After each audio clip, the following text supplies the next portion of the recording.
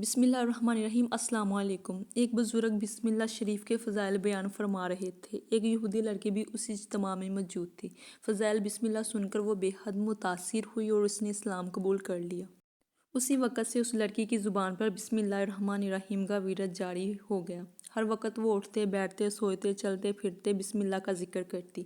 اس وجہ سے لڑکی کے ماں باپ اس سے بہت زیادہ ناراض رہنے لگے اور اس کو طرح طرح کی تکلیفیں دینے لگے۔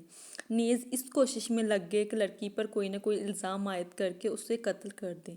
چنانچہ اس لڑکی کا باپ جو بادشاہی وقت کا وزیر تھا، ایک دن بادشاہ کی مہر کی انگوٹھی جو اس کے پاس رہتی تھی اپنی لڑکی کے سپرد کر دی۔ اس نے بسم اللہ شریف پڑھ کر انگوٹھی لے کر جیب میں ڈال لی۔ رات کو جب وہ لڑکی سو گئی تو اس کے باپ نے انگوٹھی اس کی جیب سے نکال کر دریا میں ڈال دی۔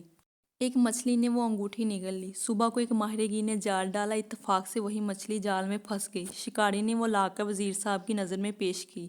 وزیر نے مچھلی کو لڑکی کو پکانے کے لیے دے دیا۔ لڑکی نے بسم اللہ کہہ کر مچھلی لی اور بسم اللہ کہہ کر جب اس کا پیٹ چاک کیا تو وہ انگوٹھی مچھلی کے پیٹ سے نکلی۔ اس نے بسم اللہ پڑھ کر پھر اسے جیب میں ڈال لیا اور مچھلی پکا کر باپ کے آگے رکھ دی۔ کھانا کھانے کے بعد جب دربار کا وقت آیا، باپ نے لڑکی سے انگوٹھی کی طلب کی۔ اس نے بسم اللہ پڑھ کر انگوٹھی جیب سے نکال کر دے دی۔